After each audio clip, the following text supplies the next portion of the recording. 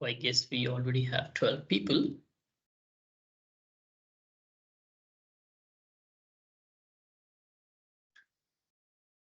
So let's wait a couple of more minutes and then we can move ahead.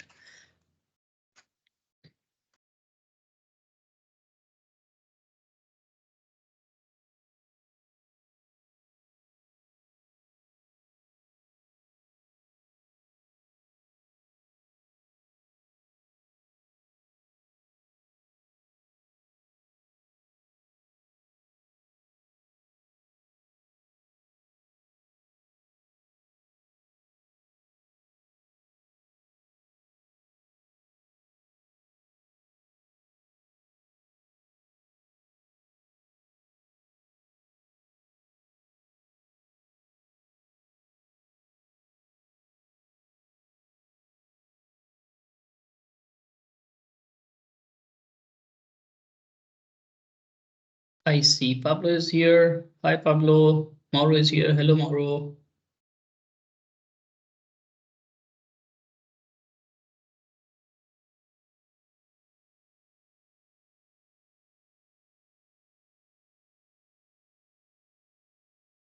Shashank, I guess we can start now. Okay, yep, sure. So hello, everyone. Good morning or good afternoon. Today we are having the third of the webinar series, which has been planned under the project ZDZW, Zero Defects, Zero Waste. And today we will be talking more about the integration of sustainability in the project. The title would be Sustainability Cross-Sectoral Assessment and Non-Destructive Inspection Technologies. Going further with the presentation, we aim to have a 1-hour workshop, including the question and answers, but plus minus 5 minutes is not a big deal. Looking at the content, today's webinar is divided into, let's say, 4 sections. The 3 sections are the 3 aspects of sustainability, like ecological aspect, life cycle assessment, economic aspect, life cycle cost analysis, and social aspects, social life cycle analysis. And at the end, there is a bonus, so it would be great if you all can stay till the end of the webinar. Moving on further, I'll give a short round of introduction on me. So let's go back again. So yeah, so this is Shashank, working in Eura AG under the topic of sustainability assessment and life cycle analysis. I've been working in Eura AG since last 5 years. So my core expertise in terms of educational qualification is also master's under environment and resource management. I did it from Brandenburg University in Germany itself. So this is short about me. So I'll be giving a bit more introduction on the company Eura AG. Then I'll be handling the part of life cycle assessment together with my colleague Mario Sorio. She's also here. She will be dealing the part of life cycle cost analysis. And then we have partners from Zabala, Sylvia and Nahikari, who will be taking care of the social analysis part. And then the bonus will remain as a surprise, so it will be delivered by somebody else, but let's keep it a surprise for now. Moving on. So giving you a general overview on what the project ZDZW or Zero Defect, Zero Waste is. So basically, Zero Defect, Zero Waste develops digital non-destructive inspection technologies as a set of strategic technologies to improve production efficiency, zero defects, and sustainable manufacturing of European industries. So this is a kind of broader picture in which we are having 6 use cases. Each are dealing with different aspects. For example, injection molding, thermoforming, welding, painting, induction hardening, lithography, and packaging. So these are different use cases.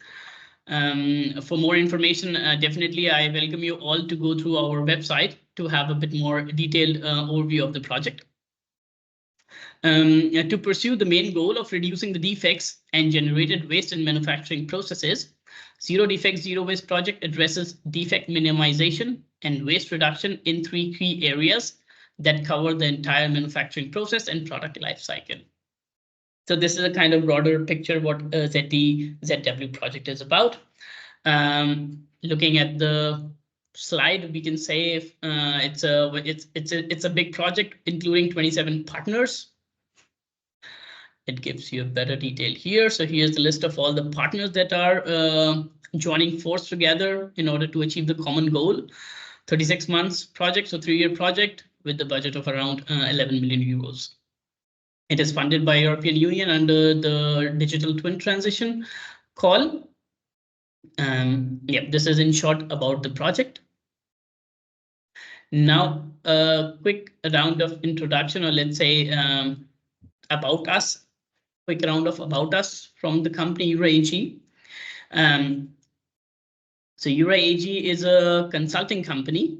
So we are basically an international consulting companies which are dealing more into technology and innovation consulting. We have more than 20 years of experience with the professionals who are working with us have like more than 20-30 years of experience. We are also the market leader for technology networks. That means we are building networks. For example, aquaponics, which deals with the networks of aquaculture and so on. So there are different networks for different fields, and there are different companies which are connected with these networks. Another thing that I always feel proud about is that we are authorized as an innovation consulting by BMWK. So it's in German, it's Bundesministerium für Wirtschaft und Klimaschutz. And in English, it's German Federal Ministry for Economic Affairs and Climate Action. So this is something I always flaunt about for the company. Talking about let's say the diversification in terms of location. So we have 15 sites in 4 countries. The headquarters is in Germany, and with our branches in with our branches in Portugal, Belgium, and Bulgaria, we are well connected across the whole Europe. In terms of our services, what we offer as a portfolio is strategic innovation management, innovation networking, sustainability consulting, which is by me and my colleague Marie is here, go-to-market services, corporate innovation service, and venture capital. To know more about our services in detail, feel free to get in touch either with me or with my colleague Mario Sorio. Moving further into the key numbers, so far we are successful in having more than 3,000 industrial customers. At the moment, we have more than 200 employees around all the locations, for sure. And as I also said earlier, we have colleagues which have more than 20 years of experience. Now, since we talked enough about the company, let's dwell a bit deeper into the project. So how the sustainability concept, or how the sustainability in all is integrated in the project is, so with the integration of sustainability, we are trying to explore a profitable business model that prioritizes environment as well as social responsibilities. So that's how we are connecting all the 3 dots of sustainability, which is environment, economic, and social. And as you can see in the figure on the right-hand side, all the 3 aspects together gives you an overall holistic sustainability picture. Since talking about the 3 aspects or 3 pillars of sustainability, now we are going one by one. So I'll be handling the LCA part in the coming slides. My colleague Marie will be handling LCC, and the colleagues from Zabala will be handling SLCA part. Okay, so let's get started with life cycle assessment, LCA in short. So overall life cycle assessment quantifies the ecological footprint of a product process across its entire life cycle. So it gives you the impacts of your product or services that you have on the atmosphere or on the environment. The process of the quantification is well described under the ISO guidelines, ISO 14040 and 14044. And by implementing life cycle assessment, it helps us to identify hotspots, improve decision making in terms of sustainable products, processes, or services, and then optimizing the whole value chain to make it more sustainable.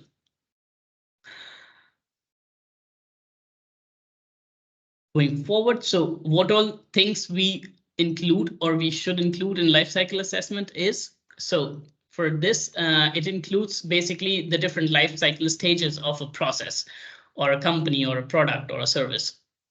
So for example, it includes from resource extraction, then manufacturing, packaging, transport, usage, and waste management. So these are the different product life cycle stages that we consider while calculating or quantifying the impacts using life cycle assessment. And all the actions have a kind of reaction to the atmosphere or to the environment, which is what is calculated on the ecosystem, water, climate, resource, and health. So these are different, let's say, endpoint environmental indicators on which we quantify the environmental impacts.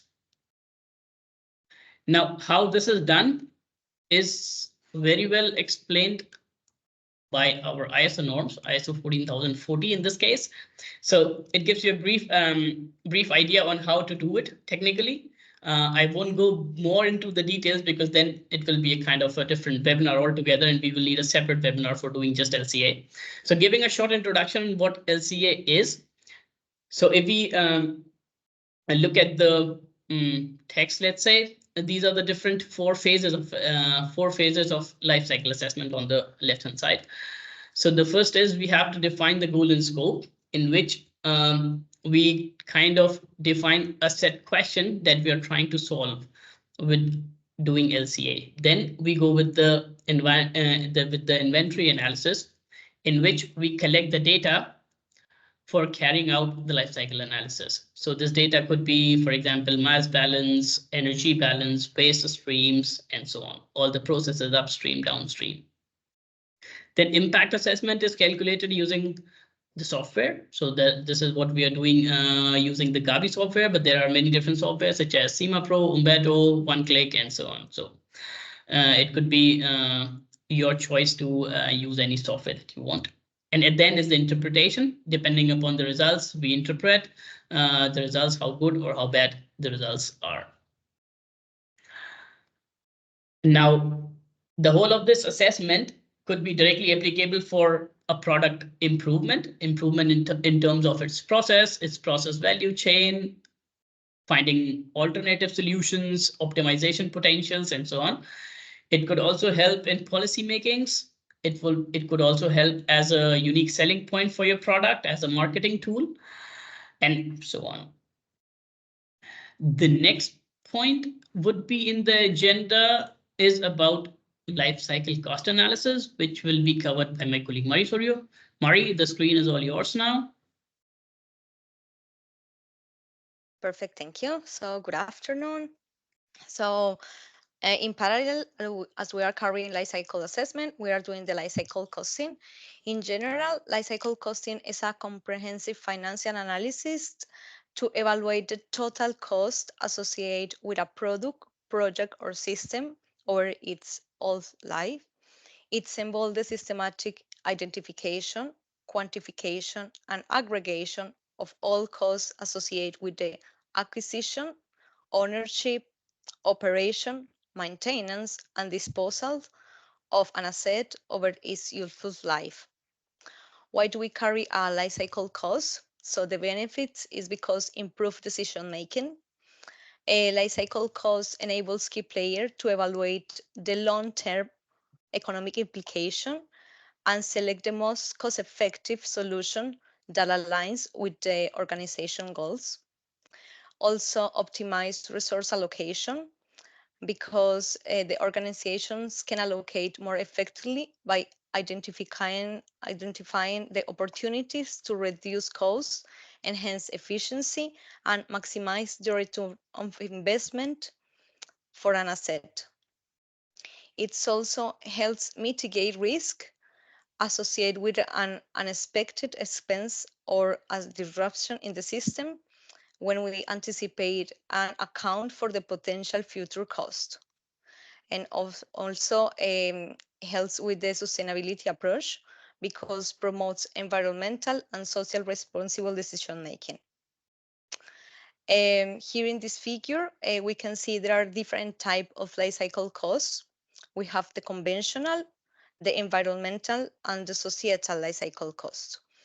In the conventional, it is mainly for internal use, so just internal costs are taken into account, and mostly it's just one single actor, so mainly one company who is doing it.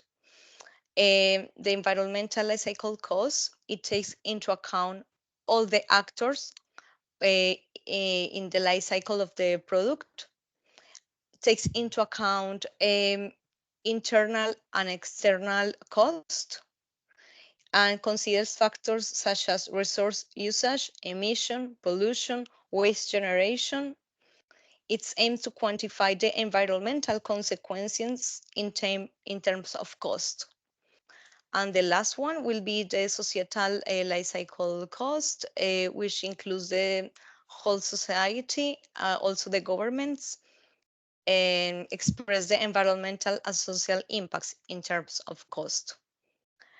Within ZDZW, we are covering the environmental life cycle cost.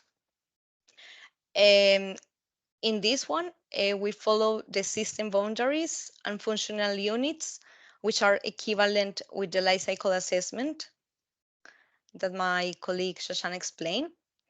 The costs we take into account are the initial investment, the operational costs, the maintenance costs, the disposal costs, and the external environmental cost.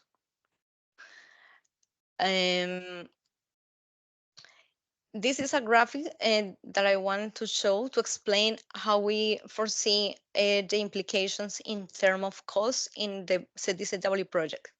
So at the beginning, we have the status quo, and we see like the investment in the after the project is a little bit higher because we intend to invest in new technologies. But due to the whole life of the project, taking into account the operation, maintenance, disposal, and external costs, we expect that the total cost of the project for the process will be less after the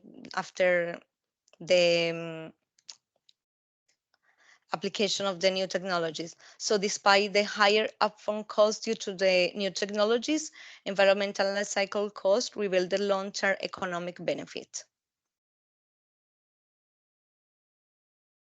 And now we move to the social part, which will be present for Silvia and Naikari. Yeah. Hi, good afternoon. I'm Naikari and I'm here with my colleague Silvia. We are part of Zabala Innovation, that is an international consulting firm, and we are specialized in innovation strategy and also in research, development, and innovation financing. And as you can see, we are quite big. We have 13 offices in 5 countries, and right now we are more than 500 people. So that's it. For public funding project, we help our other organization with their proposal elaboration, but we also do project management and support activities, and we also help them with positioning in regards of other EU projects and strategic areas of interest. So, in this regard, as you can see, we are also partners in other EU initiatives. In our case, we are part of the Social Innovation and Ethics Department, Sylvia and I. So that's why we're going to speak about the social aspects today. But we are also part of the project management, communication and dissemination, exploitation, cascade funding, and so on. So we also have these other roles in projects, just so you know. And in which kind of projects are we usually involved? You can see that we have a lot of areas of expertise. So in this regard, we are on a variety of projects. We have a lot of experience with European projects. So yeah, and I see Oscar is saying that if you have any questions, please feel free to use the chat and interrupt us.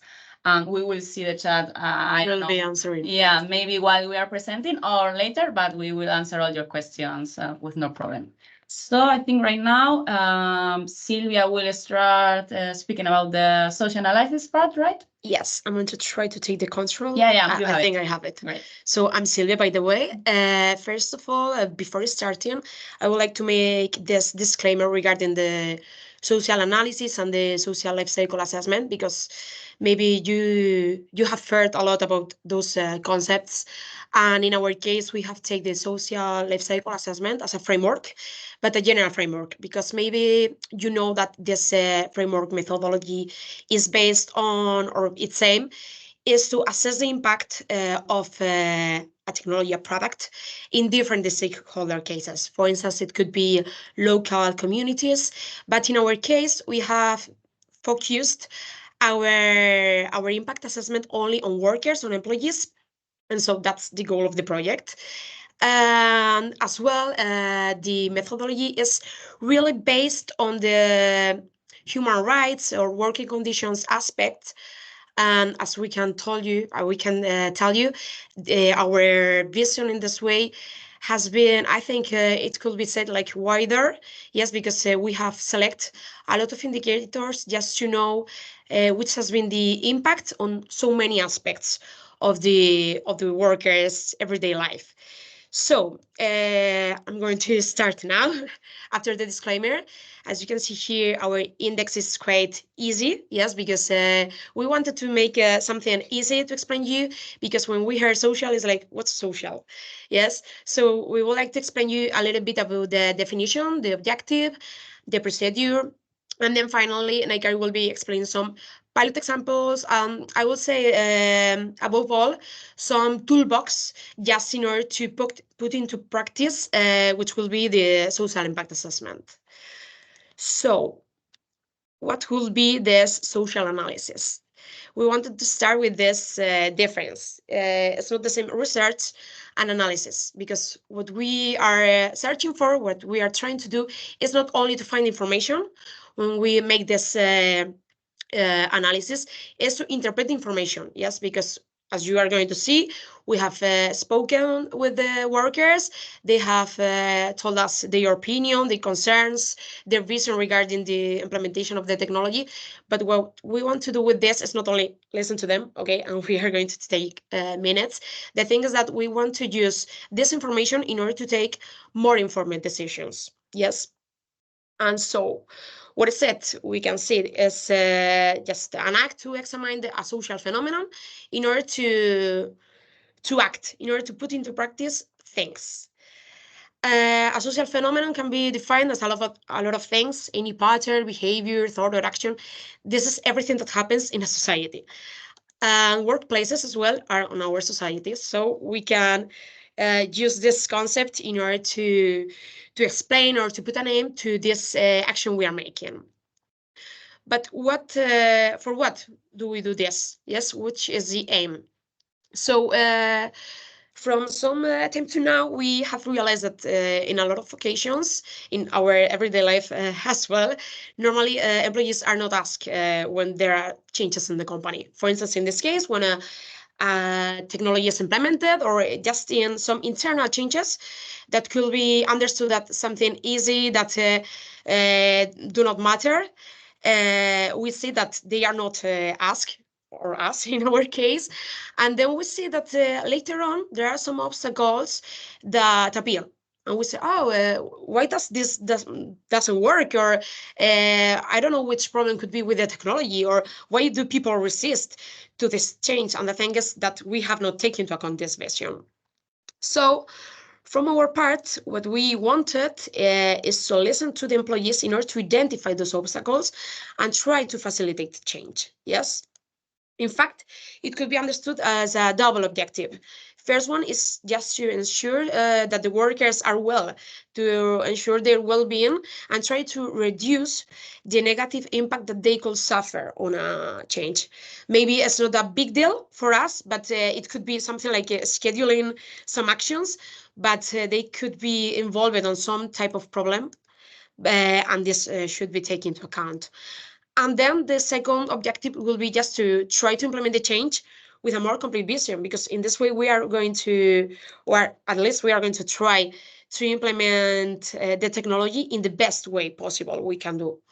So taking this double objective as a framework, as a vision, or an aim, we have structured a procedure It's really easy. Naikari will be explaining which has been the exact procedure in the case of a zero defect, zero waste project.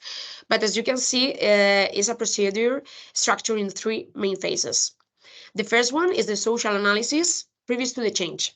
So speaking with workers just to know how they feel, which are their concerns regarding the implementation of the technology, just speaking with them.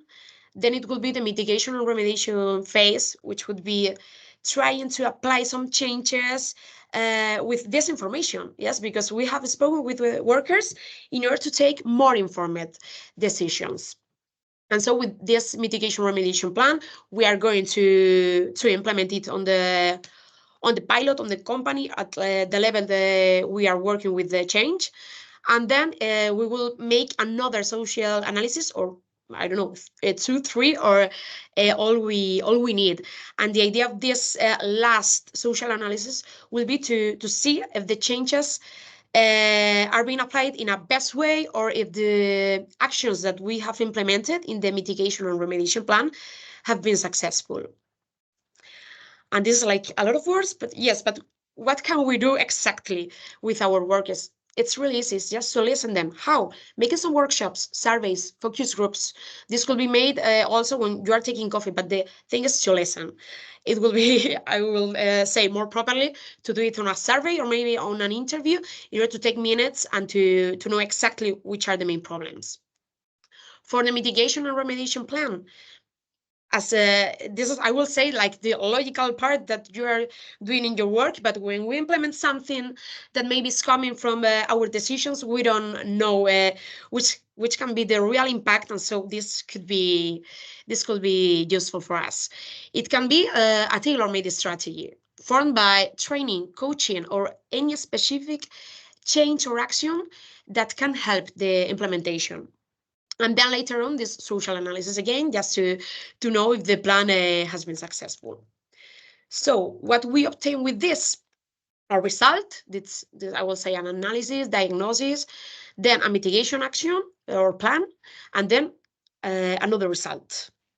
So what are the questions that we have to ask ourselves and our workers in order to know those phases, yes? The first one, the social analysis, will be which is the current context, which are the main concerns now regarding the workplace and the implementation of the technology in this case, which are the main obstacles, and the same will apply to the last social analysis, yes? And for the mitigation and remediation plan, this will be which activities can be developed to minimize the negative impact. And this can be, I will say, like a very wide question, but the thing is to ask the workers, what do you need in order to feel more comfortable with the technology? Do you need some training? Do you need me to do some coaching with you? Or maybe you think that we have to plan something in another way? And then which actions can be done, or which decisions could be made in order to implement the technology properly. Because apart from, I would say that making those actions or those training sessions that are very useful, we should ask as well the workers, or maybe I would say to establish a mechanism for them to give us feedback. Yes, that is not only on a moment. If we can tell them, this is my mail, or please phone me when you need it, this will be very useful for us in order to apply the changes. And so we will see if the context has improved with this. And now the floor is yours, Naikari, just in order to explain. She will be explaining more deeply which has been this process in Zero Defect, Zero Waste project. So Naikari, the floor is yours. That's right.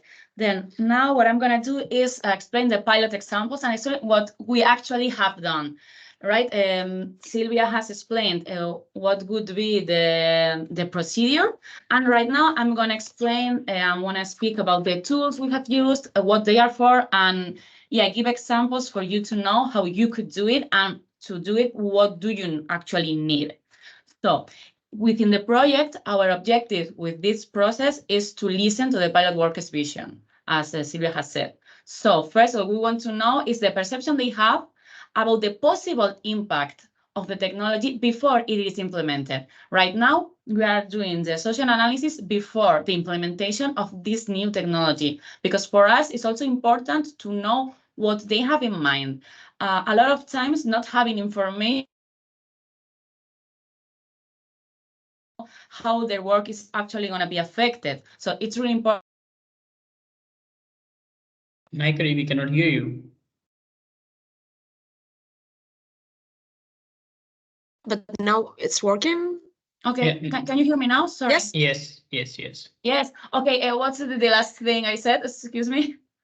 You were saying before the implementation. I think in that moment, my internet has said bye, but yes. Yeah, I don't know if it's working now because it's Yes. everyone frozen. No. No, everything is fine now. Yes. Everything It's is fine now. now. Okay. We're Sorry. Just repeat the because last sentence and we are good to go. Okay, yeah. I was speaking about that they might have worries related to missing information, perhaps. So it's really important for us to first ask them for their perspective and the expectations regarding the technology that's going to be implemented in the future. So with their concerns, we can identify possible risks and this will be the base to define the mitigation actions. It is possible that these risks won't actually be happening, but the thing here is to be ahead of it, to prevent it, to not let it happen, and then have let's say to mend it, just to do it before. So, and then once we have done these mitigation actions, after the implementation of the technology, then we will ask again if these actions are actually successful or useful, so we can take note and make changes in the future if we see it necessary. So here you can see what's the plan we have been followed within the project. It hasn't changed yet, right? Maybe Sylvia, you can take control just in case and change it for me. Okay, yeah, just in case the next slide. I think you're seeing it now. No. Yeah, I'm not, but maybe the others are. So that's fine. Okay. Yes, now. Yes, right. Okay. So as you can see, here is the plan we have been followed, or we are going to follow in the Zero Defect Zero Waste project. Sylvia has already talked about the phases. And here you can see the detail, let's say. Right now, we are in the first phase, the ex-ante social impact assessment. Sorry. Yeah. Again. Sylvia, you need to change the slide. Yeah, we have changed it, right? No, we cannot see the slide with ex ante and so on. No. Oh, I don't know why. I'm sorry. The technical problems here. Just try to do it yourself. Synchronization. Yeah. Okay. Technology pro. Yeah. Okay. I can also move your presentation. So this is fine. I just changed the slide. Okay. Okay. Has it changed now? Yes, now we can see this first point, ex ante social impact. Yeah, okay. Sorry, because Sylvia and I are in the same room, and if the internet is not working, it's not working for both of us. So I'm really sorry. Okay, so I was speaking about the plan we have followed within the project with the details. So right now we are in the first phase, the ex ante social impact assessment. So what have we done for this first phase? First, we had a presentation meeting with the worker. It's really important for us to explain to them what we are going to do. Like, because for starters, we are some random people doing some random things for them. So we have to explain what we are doing within the project and what's the objective of them using their time, helping us with this information and this mitigation plan. Then we have the first meeting survey, or the ex-ante assessment when we do this first analysis. And then we will have these results of the assessment that we will use to then go to the second phase and start with the mitigation and remediation plan. Once we have this mitigation plan, once we have, these results, we have a second meeting with them, with the workers and with the pilot leaders in this case, to show them what's the expectations and the worries the workers have. And then with the pilot leaders, we can have a co-creation session to co-create with them and all these activities or these mitigation activities we are going to take and that are going to be part of the mitigation plan. What things are they going to do in their pilot specifically to ease the worries the workers have? Then we have the dissemination of the mitigation plan once it's ready. And then, of course, we have to implement these actions in each of the pilots. Right now, we are working on the survey on these first results, and then we'll move to the second phase. And once we have already implemented the mitigation plan, we'll have the second survey. So this would be the second time we'll do this analysis with workers to see if the mitigation plan and the activities have been useful, if they have actually eased their minds, if they feel they have enough information, so on and so forth. Once we have, again, the results of the surveys, we do the ex-post assessment, of course, and then we will present them again to the pilot workers. Is it really important for us also to have them in the whole process, for them to show that the work they are doing or the time they are using for this assessment is actually useful, and for them to see what are the results. What we can do is ask them to do some work and then don't have this follow-up meetings, because also there is a possibility that the workers won't answer the second survey if we don't have this follow-up with them. So this is also a really important part of it. And of course, within these three phases, what we are doing at all time is to measure the satisfaction of the workers with this whole process, with the technology, of course, the acceptance they have of the technology at first, and then at the end, and just make sure this whole process is actually working and it's useful for them, and of course, for us. So right now, what I'm going to explain is what tools we need. Has it changed? No, for me, no. So I don't know if they are seeing it. Can the others see like the what do you need slide? Yes. Okay, yeah, just checking just in case. Thank you. So right now I'm going to speak what tools do you need to start this process or this first phase. First, what we need is at whole moment communicate with all involved actors. In our case are the workers and of course the pilot leaders of the project, and have this introduction meeting to explain the social analysis that we've been made and so on, as I have already explained. So the first phase, always the communication, really important. Then we always work with a consent form for the whole participation process and for the specific activity that will require personal information and personal data. We have to explain the workers what kind of data we need from them. This sometimes have personal information. And we also explain to them that everything will be anonymous. This is important because maybe they can hesitate to answer the questions truthfully if they think that their bosses will see it and so on. So we take really seriously this anonymization part. And of course, we explain in the consent form what's the objective of the process, who is responsible for the data, and which are their rights. This means they have the right to withdraw their participation at any moment. Maybe they don't want to start the participation process, but sometimes people actually answer the questionnaire and then they don't want to continue. So that's their right. So we explain they can withdraw their participation at any moment. Also, it's important to have this online, but also on paper format, because even if sometimes it seems contradictory, like they are working with technology, but sometimes they are not that tech savvy, or they don't have access to, I don't know, or they don't see their email and so on. So we always have also this consent form available on paper if someone needs it, just so everyone knows their rights and who is responsible for the data and so on. Then what do you need? You need the indicators, these questions that are going to measure the impact of the technology. And of course, someone, a technician, to gather this data. In this case, Silvia and I are the ones that are gathering this data within the project.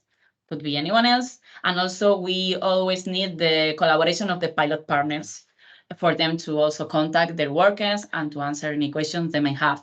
Here you can see which are the categories of the indicators we have. We have, in this case, we used unemployment, relocation, tasks related to the position, or upskilling, the employee experience, and their individual well-being. So here we are asking questions related to their perception regarding if they are gonna be unemployed or not. That's usually not the case, but this is something that might be a worry, and it's pretty common, usually taking into account that we are introducing new technologies to their work, and they don't always know if this is gonna actually affect their work or not.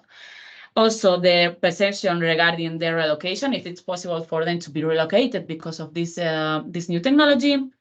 Also, what kind of tasks in their daily work might change because of this new technology, because this is something that actually happens. Then the perception they have regarding the need for upskilling, reskilling. This means the need they will have of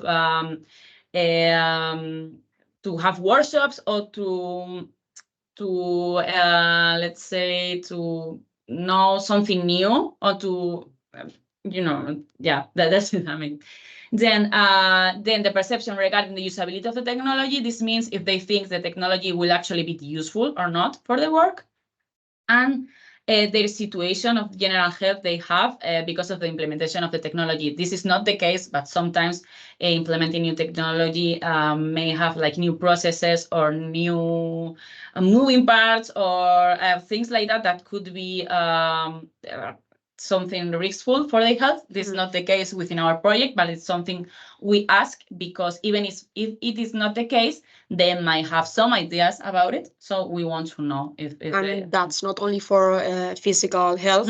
Yeah, also mental. It's also for mental health. Yeah. Yes, that's right. And then for each of these categories, we have indicators. This is the questions, with the actual questions we ask. And we try to make them as easy as possible and adapted, obviously, to each pilot, because each pilot have different processes. So sometimes it actually doesn't make sense to have some questions. Another time it is. So it is important to have this tailored for each and every situation. And so that's why we spoke with each of the pilot leaders to tailor these questions to their pilot specifically. Yes, actually, one thing just to say, as we have said before, we have this social life cycle assessment, then we have focus on the workers, and then here you can see that we have made or decide to use those indicators that are selected ad hoc to this situation. Yes, because if you try to find indicators related to non-destructive, this will be really difficult. As American told us, there are no a lot of articles or literature regarding this, so you have to make this deep research in order to get this, and then to validate it with the pilot leaders and the workers, because as Naikari has said, every pilot, every workplace is a different context. So yeah, that's right. So what we did in this case is show the pilot leaders all these indicators and ask them, okay, does this actually make sense or not? And once validated, we have prepared the questionnaire and send it to the workers. So then what our toolbox or the documents will have regarding this whole process. First, we have the document that summarizes these first analysis results. That just it's a document gathering all the data we have taken from the workers, and what we do with it is analyze it and identify obstacles, strong points, key periods, etc. Then we have the document of the mitigation and remediation plan. Of course, as I have already explained, we will co-create these solutions, taking into account the obstacles and co-created with the pilot leaders, and then do the plan and develop and follow up on the action that are going to take place in the pilots. And then we'll have a document that will summarize the second analysis results, the post-analysis, that again, we will gather all the data and analyze it. And then we identify insights regarding the technology implementation, how everything has been going, measure the effectiveness of the activities done within the mitigation and remediation plan. And then if needed, we'll propose new actions or to see what things can improve for the future and so on. So, and I think that would be on our side, right, Sylvia? I don't know if you want to No, that add was something. all. If you have any question Yeah, regarding the social impact, please ask us Yeah, with feel no free to ask. problem. Yeah, Yes. thank you very much for listening to us. I think I will pass to Shashank, right? Yes. Yep. Thank you, Sylvia. Thank you, Naikari. So with this, we are coming to the end of this webinar with the three key conclusions, which are basically like take-home messages. So with the help of LCA and LCC, life cycle analysis and life cycle costing, we have identified the importance of considering the entire life cycle of products, processes, and systems.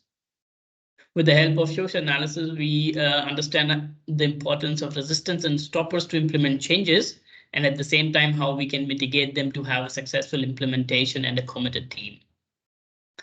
And the combination of these methodologies like LCA, LCC, and social analysis together, it helps the decision makers to manage and optimize resource allocation and foster a healthy environmental business that integrate economic profitability, environmentally responsible, and socially healthy. So with this, we come to an end. And as I mentioned in the beginning, that there is a bonus point. With the bonus point, I mean to say we have a beta testing campaign currently going on. And for this, I would like to ask Oscar to give a brief introduction on what is beta testing campaign is and how it can be beneficial for all of you. Oscar, the screen is yours. Okay, so, well, thank you for giving me the floor, yeah, to talk about this. Probably a lot of you already know what the actual beta testing campaign that we have in ZDZW is. For those you don't know, I can talk a bit about it a bit. So maybe, I don't know if I can navigate forward. So, well, the beta testing pilot that we have currently open until the end of this month is a great opportunity for companies that are looking to transform their manufacturing process, reducing the waste and boosting their productivity in order to, let's say, test free of charge some of the inspection solutions we are developing in the project. Here you have some initial KPIs that have been extracted from the pilots that we have in the project, like typically an increase in productivity of around 70%. A quite relevant impact on the energy consumption, like a 25% decrease on it. And yeah, let's say also very importantly, up to a 50% reduction in material waste. So here, as I said, this beta testing pilot is still open for it. So if you are a manufacturing company willing to try, the benefits we have, here are some ideas about why you should apply, like the productivity, reduce energy consumption, minimize the material waste, and our solutions covering integrity inspection, visual inspection, and thermal inspection. So finally, maybe you can go to the last slide. So time is running out. There are still a few days for you to apply. So if you want to, you can go directly to our social media. You can use the QR code here in the presentation, or just look at in our website. So do not hesitate to take this opportunity, as this will be very interesting for all of you. And with that, I think we have completed the webinar today. Yes. So maybe we can give the floor to any question our attendees may have here. So please don't be shy. So here are our experts in sustainability assessment in the project. Thank you everyone again for attending the webinar and patiently listening to us. Yes. Okay, maybe I will go with one at least. Well, these sustainability activities have been active in the project for a few months at this point. I don't know, maybe you can share with all the audience from your perspective, what could have been some, let's say, lessons learned from your side so far? Your, what you understood from the manufacturing companies and from what you have learned at this point. I mean, I can shortly, it's not an answer, but it's like a discussion. Yeah, for sure. The most common kind of question which I receive from the manufacturing industries is basically connected to the carbon footprint. So everybody is more and more interested to know the carbon footprint or carbon dioxide emission of their process, of their manufacturing parts, and so on. But I always I always try to convince the manufacturing people that it's not just about the carbon footprint that we should rely on in terms of life cycle assessment and in terms of environmental impacts. It's also other indicators that we should equally focus. So, for example, since these are manufacturing industries, energy play a very important role. So looking at the energy footprint is equally important, and not just carbon footprint. Looking at the land use change, looking at the water footprint is equally important. So just having or making a decision just based on carbon footprint, in my opinion, is a very rough estimate on sustainability. Therefore, in order to have a holistic picture, we should look beyond carbon footprint of a process or a manufacturing unit. Yeah. This is what I also, I mean, this is what I have received as a couple of questions from the conferences that I'm attending for ZDZW. Yeah.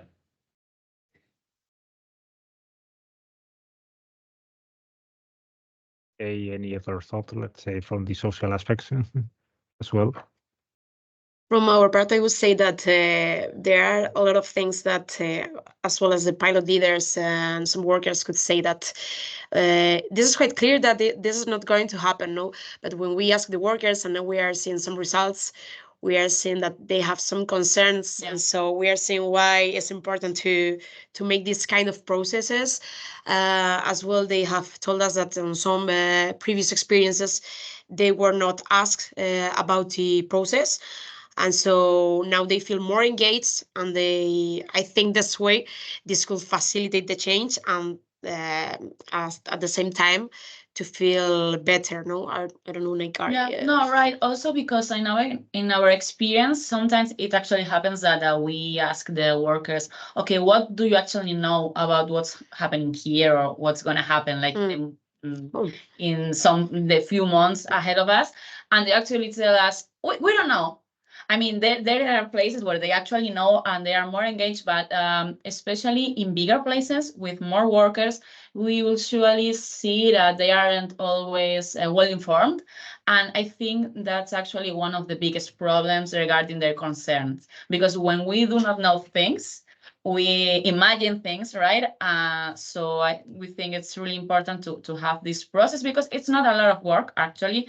On our side, we have meetings with the workers, and it's usually 20 or 30 minutes. And that it's usually enough for them to be informed, aware of the change. Yeah, to be aware of the change and to actually be more relaxed with it. Actually, we have used our presentation meetings to explain them which is the project and their pilot in some occasions. And there's one thing I'm going to tell you off the record, because it's been recorded, right? Yeah, I know. The thing is that, for instance, in our case, we have make a pilot leader survey in order to ask the pilot leaders about the changes. For instance, do you think that there are going to be needed some training sessions and things like that? And then the workers, and then you see that there is a misunderstanding in some cases, or maybe some information that the workers could not have.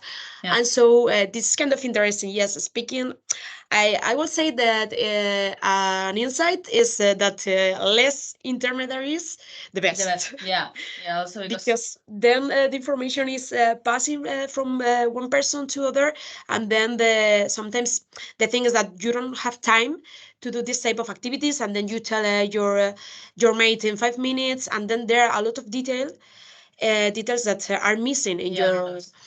In this discussion. And so what Naikari was saying, just having those this kind of spaces to speak all together in order to discuss about the concerns. Yeah, because sometimes we see also that the perception of the leaders is that, oh no, it's really simple, so it's really, really clear. And then we see the actual answers of the workers and it's like, no, they are actually confused. Yes. So I think that would be it, yeah. I don't know if there are some questions. Okay, no, so in the chat. But I want to highlight and recap, like I was reading a lot of in the sustainability topic around the last 20 years. And despite the topic like increase exponentially during the time, when we see the sustainability concept apply within the projects, we normally see is either the environmental, the social, or the economic point of view, but all three together is like really a gap within the projects. So I want to highlight in this project that we are really doing the three pillars of the sustainability all together to have like the best environmental, social, and economic solution. Yeah. Totally agree, yes. Yeah. Thank you. So I don't know if there is any other question in the audience. So don't be shy before we close the webinar.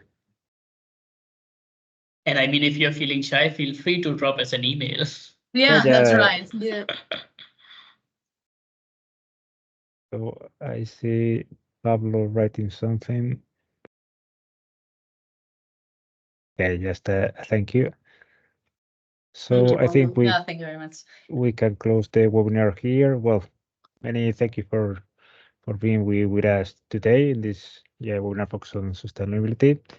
As well, the presenters have said, if you feel free to contact them directly, you really want to really go deeper into some of the aspects have been working in the project. And apart from that, just keep following us because we will be remain active in promoting different topics from the project in our set of webinars.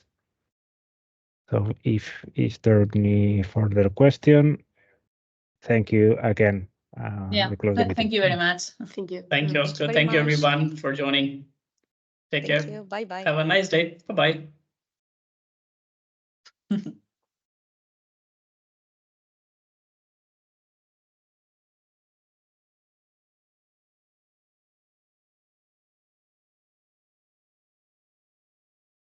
Oscar, could you stop the recording? I guess it's still recording.